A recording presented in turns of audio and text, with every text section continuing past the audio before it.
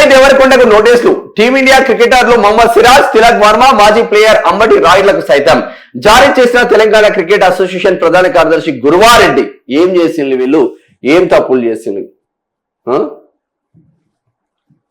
Hyderabad cricket association కి సంబంధించింది ఏంది?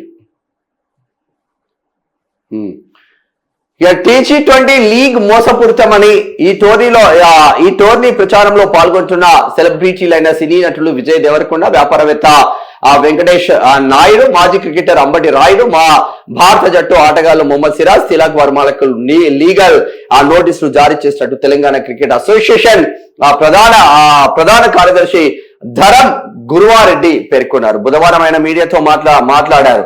బీసీసీఐ అనుమతులు లేకుండానే T20 లీగ్ నిర్వహిస్తున్నారని ఆరోపించారు. ఇది ఒక మోసపూరిత అక్రమ వాణిజ్య క్రికెట్ టోర్నీగా పేర్కొన్నారు.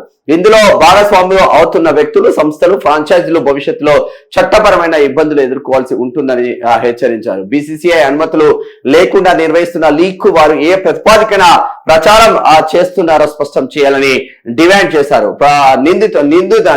నిబంధనల ప్రకారం ఏ రాష్ట్ర క్రికెట్ సంఘమైనా కమర్షియల్ T20 లీగ్ నిర్వహించాలంటే బీసీసీఐ ముందస్తు అనుమతులు తప్పనిసరిగా తీసుకోవాలని, కానీ సంబంధిత పత్రాలు ఇప్పటి వరకు బహిర్గతం కాలేదని పేర్కొన్నారు. అనుమతులు లేకుండా నిర్వహించే లీగుల్లో పాల్గొనే ఆటగాళ్ల భవిష్యత్తు అర్హతలపై ప్రభావం పడే అవకాశం ఉందన్నారు. హైదరాబాద్ క్రికెట్ అసోసియేషన్ SCA పరిధి హైదరాబాద్ నగరానికి పరిమితమని, మొత్తం తెలంగాణకు ప్రతినిధిగా వ్యవహరించే హక్కు లేదని గురువారెడ్డి ఆరోపించారు. జిల్లాల పేర్లను వాణిజ్య ప్రకటనల కోసం ఉపయోగించడాన్ని ఆయన తప్పుపట్టిండు. ఏం జరుగుతుంది? T20 లీగ్ అని ఒకటి పెట్టిండ్లే, వరంగల్ వారియర్స్ అని, హైదరాబాద్ కింగ్ అని, ఇట్లా సేమ్ T20 లాగానే ఒకటి పెట్టేసిండు.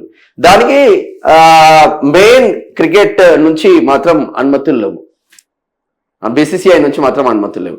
బీసీసీఐ నుంచి అనుమతులు తీసుకున్న తర్వాత ఇండియన్ క్రికెటర్స్ కావచ్చు, మాజీ క్రికెటర్స్ కావచ్చు, ప్రకటనలు తీసుకోవడానికి అర్హులు అవుతారు. అక్కడ ఎటువంటి పర్మిషన్ లేకుండా ఇక్కడ మీరు ఆడడానికి లేదు, లీగల్ గా మీరు ఇబ్బందులు ఎదుర్కొంటారు. మంచి బౌలర్స్ అయినా, మంచి బ్యాట్స్మెన్స్ అయినా ఒక్కసారి వేటు పడిందంటే వాళ్ళ కెరియర్ మొత్తం నాశనం అవుతున్న నేపథ్యం అవుతుంది. అందుకొచ్చే అప్రమత్తంగా ఉండండి. దీనికి ఉషోదయ ఎంటర్ప్రైజెస్ అంటే ఇది ఉషోదయ సినిమాలను వస్తాయి కదా, ఈనాడుకు సంబంధించింది. ఈనాడైనా, జీబీకి అయినా, మన్ను మషాను పెద్ద వాళ్ళందరూ దీనికి ప్రొడ్యూసర్స్ అంటే ఇక వాళ్ళే పెట్టుబడులు పెట్టి వాళ్ళే పైకి తీసుకొస్తామని చెప్పేసి అనేక రకాలుగా ప్రకటనలు తీసుకుంటా ఉన్నారు. అనేక జిల్లాలను యూజ్ చేస్తా ఉన్నారు. తద్వారా నోటీసులు మాత్రం అందినాయి అని చెప్పుకోవచ్చు. మరి T20 ముందుకు వెళ్ళదా? అసలు ఏం జరుగుతుంది? కోర్టులో పడుతుందా? బీసీసీఐ నుంచి వీళ్ళు మొహమ్మద్ సిరాజ్ కావచ్చు, ప్రెసెంట్ ఆడుతున్న మొహమ్మద్ సిరాజ్ కావచ్చు, ఇక్కడ తిలక్ వర్మలు కావచ్చు, ఏమైనా తప్పుకునే ఛాన్స్ ఉందా? దీనికి చట్టబద్ధత ఉందా లేదు అనేది చూడాల్సిన ఆవశ్యకత మాత్రం ఉంటది.